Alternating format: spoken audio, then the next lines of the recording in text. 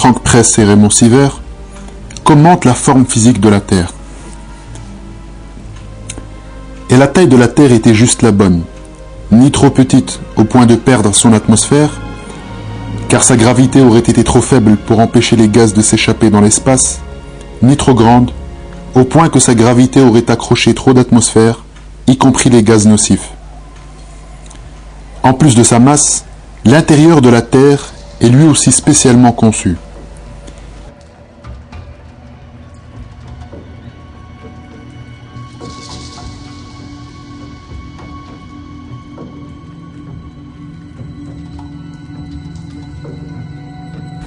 Il est constitué de couches dont les caractéristiques variées vont en profondeur jusqu'à son centre. Ces couches sont en mouvement et forment un champ magnétique particulier. C'est ce champ qui nous permet de naviguer à l'aide d'un compas et permet aux oiseaux migrateurs de trouver leur destination. De plus, ce champ qui s'étend même au-delà de l'atmosphère forme une sorte de bouclier protecteur qui entoure la Terre, l'abritant des dangers qui pourraient venir de l'espace. En fait, la majorité des rayons cosmiques mortels et des météores qui voyagent à travers l'espace sont incapables de pénétrer ce bouclier protecteur, justement parce que le champ magnétique dévie la trajectoire de la plupart des nuages de plasma formés par les explosions solaires. Le reste est détourné dans les régions polaires qui sont de toutes les façons inadaptées à la vie. Les particules frappant l'atmosphère dans cette région forment un spectacle magnifique de lumière dans le ciel. Si ce champ protecteur n'existait pas, la vie aurait été détruite par les radiations nocives et ne serait peut-être même pas apparue. Grâce à ce champ magnétique, formé par le cours de notre planète, la Terre possède un formidable bouclier défensif. Dieu a rappelé cela aux gens dans le Coran. Et nous avons fait du ciel un toit protégé. Et cependant, il se détourne de ces merveilles. Sourate 21, Al-Anbiya, verset 32.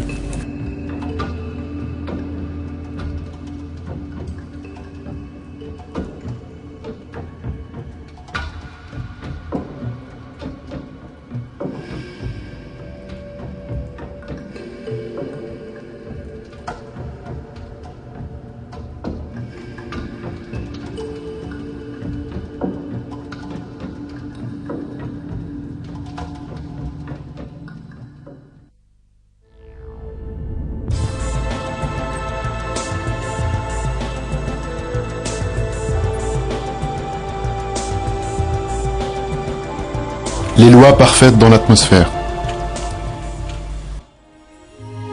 Les caractéristiques physiques de la Terre, masse, structure, température, etc., sont exactement celles qui conviennent à la vie. Néanmoins, ces caractéristiques, à elles seules, ne suffisent pas à permettre la vie sur Terre. Il y a un autre facteur vital, la composition de l'atmosphère.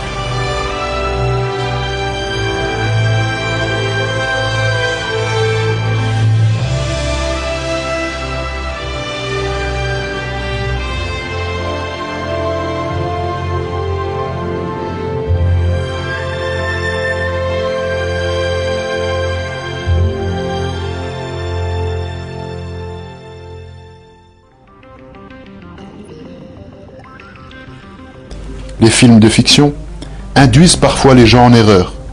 Ils mettent en scène des astronautes dans leur vaisseau spatial qui, s'approchant d'une planète lointaine, essaient de voir si l'atmosphère est respirable ou non avant d'atterrir.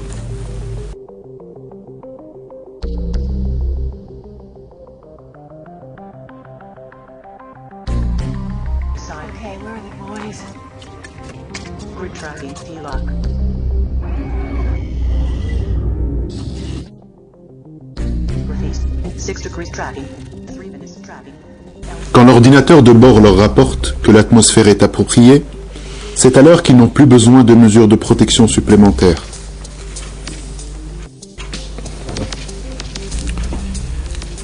Ces scénarios donnent donc l'impression erronée que l'humanité pourrait facilement, et de manière quasi aléatoire, trouver des atmosphères appropriées.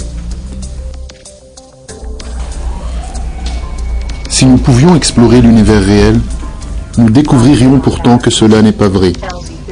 La possibilité qu'une autre planète ait une atmosphère respirable est effectivement minuscule.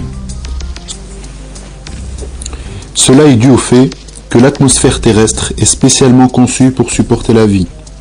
Il est par conséquent impossible de survivre sans vêtements de protection au-delà de cette atmosphère, même pour un court chemin. L'atmosphère terrestre est composée de 77% d'azote, 21% d'oxygène et 1% de dioxyde de carbone. Commençons par le gaz le plus important, l'oxygène. L'oxygène est primordial à la vie, car il entre dans la plupart des réactions chimiques qui libèrent l'énergie nécessaire aux formes de vie les plus complexes, comme celle du genre humain.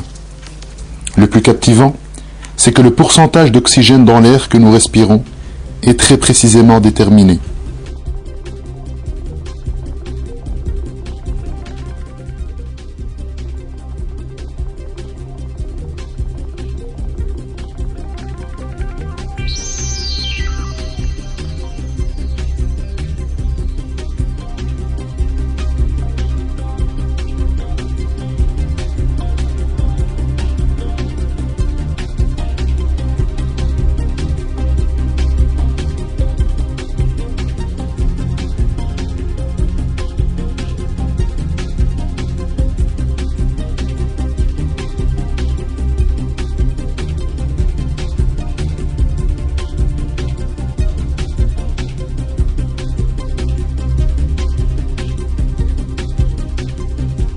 Dans son livre « Destinée de la nature, comment les lois de la biologie révèlent l'intention dans l'univers », le célèbre professeur de microbiologie, Michael Denton, écrit « Notre atmosphère pouvait-elle contenir plus d'oxygène tout en continuant à supporter la vie?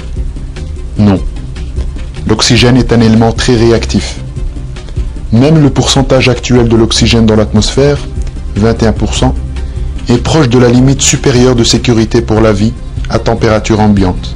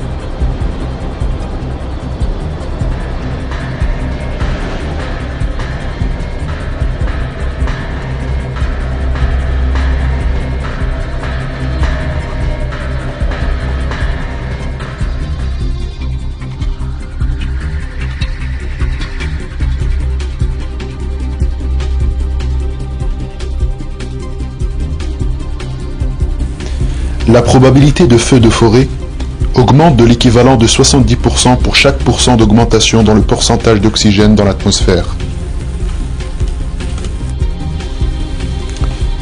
Le fait que la proportion d'oxygène dans l'atmosphère conserve avec précision sa valeur résulte d'un système formidable de recyclage.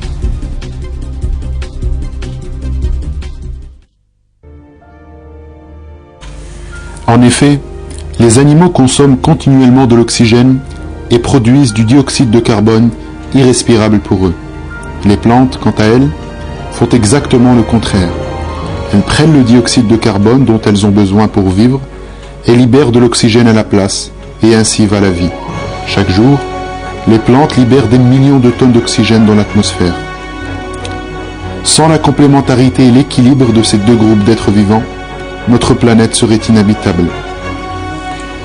Par exemple, si les êtres vivants prenaient uniquement du dioxyde de carbone et libéraient de l'oxygène, l'atmosphère terrestre supporterait la combustion beaucoup plus facilement que ça n'est aujourd'hui le cas, et la plus petite étincelle provoquerait des feux dévastateurs. De même, si plantes et animaux prenaient de l'oxygène et libéraient du dioxyde de carbone, la vie disparaîtrait en fin de compte quand tout l'oxygène serait épuisé. Pourtant, l'équilibre de la vie est dressé à une telle perfection que l'oxygène dans l'atmosphère se maintient toujours au niveau idéal pour la vie. Un équilibre aussi minutieusement conçu prouve une fois de plus l'omniscience et l'omnipotence de son Créateur, le Seigneur de tout l'univers, le Créateur des cieux et de la terre, Allah.